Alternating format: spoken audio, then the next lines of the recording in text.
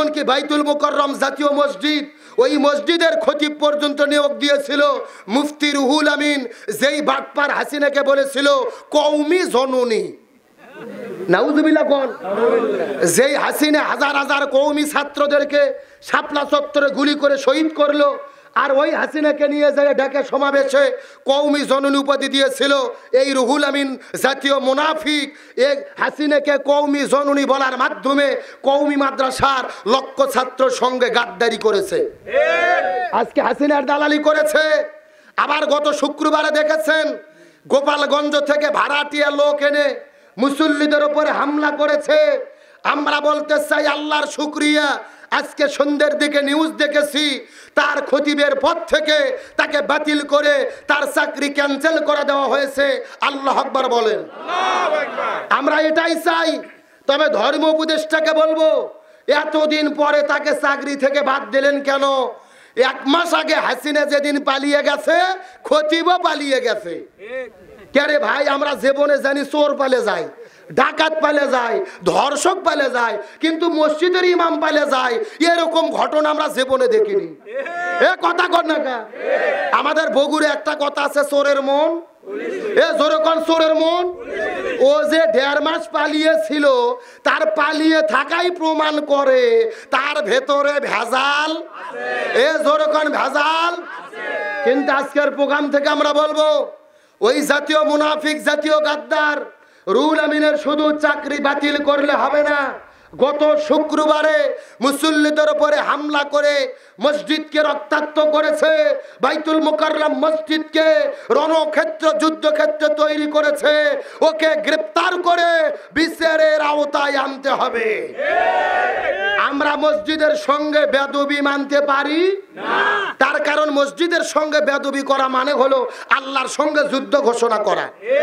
আর আমরা সুস্পষ্ট করে বলবো, এই জাতীয় বাইতুল মুকাররম মসজিদের ভেতরে কোনো তেলা হুজুরদেরকে নিয়োগ দেওয়ার সুযোগ নাই। যারা কোরআনের হক কথা বলে এদেরকে খতিব নিয়োগ দিতে হবে।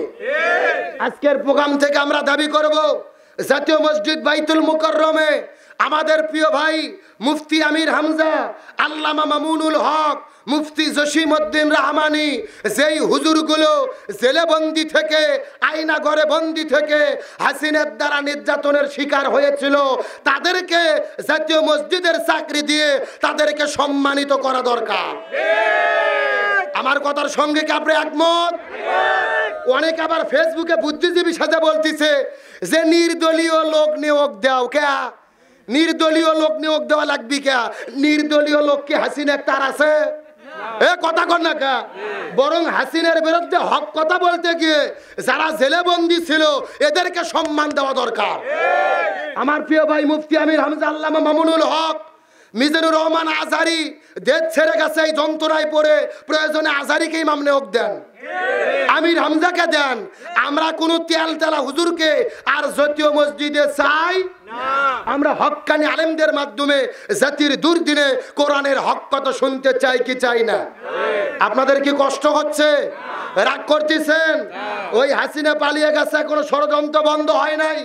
তার ষড়যন্ত্রের মধ্যে সর্ববৃহৎ ষড়যন্ত্র ছিল এই জমিন থেকে তিনি লক্ষ্য করেছিল বাংলাদেশের সবচাইতে শক্তিশালী ইসলামী দল হলো বাংলাদেশ জামাত ইসলামী। এই জন্য তিনি পালিয়ে যাওয়ার 4 দিন আগে জামাত ইসলামকে নিষিদ্ধ করেছিল। কিন্তু আল্লাহর কোরআন বলেছে না, ইউরিদুন আলিয়ুতফিউ নূরাল্লাহ বিআফওয়াহিহিম ওয়াল্লাহু মুতিম্মু নূরিহি ওয়ালাউ কারিহাল কাফিরুন। কাফিরেরা যতই ষড়যন্ত্র করুক না কেন, এই জমিন থেকে দিনের আলোকে নিভে দিতে পারবে না। দিনকে বিজয় করবে কে? আল্লাহ। আল্লাহর শুকরিয়া, 1 তারিখে জামাতকে নিষিদ্ধ করা হয়েছে, আর 5 তারিখে হাসিনা রান্না করা বিরিয়ানি থুয়ে পালিয়ে যেতে বাধ্য হয়েছে। জোরে বলেন, কি বিরিয়ানি? আপনারা খবরে দেখেছেন, দুপুরে বিরিয়ানি রান্না করেছে, গোস্তের ভুনা করেছে, ইলিশ মাছের রসালো করেছে, অথচ খাওয়ার টাইম পাইনি। আল্লাহ আকবার কোন? এগুলো কার খেলা? আল্লাহ বলে আমি ধরি না, কিন্তু একবার ধরলে আল্লাহ কিছু সময়ের জন্য ছাড় দেয়, কিন্তু একেবারে ছেড়ে। হাসিনা জীবনে ভাবেনি রান্না করা বিরিয়ানি থুয়ে ভারত পালিয়ে যাওয়া লাগবে। আমার মন কেন যেন ডেকে বলে হাসিনা পালিয়ে যাওয়ার অন্যতম কারণ হলো 1 তারিখে তিনি জামাতকে নিষিদ্ধ করেছে।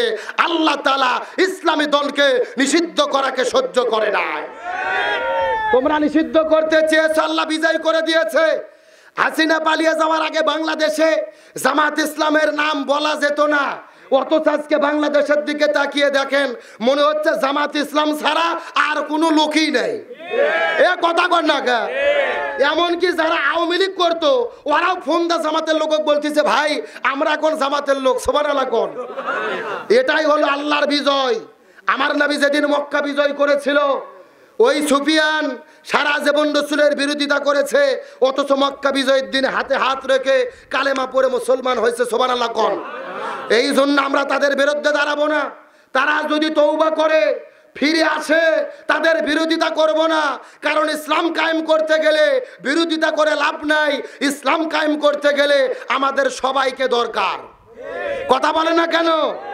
আজকে একটা তথ্য শোনার পরে সবাই অবাক। ছাত্র জনতা কারা? কাদের মাধ্যমে হাসিনা পালিয়ে গেল?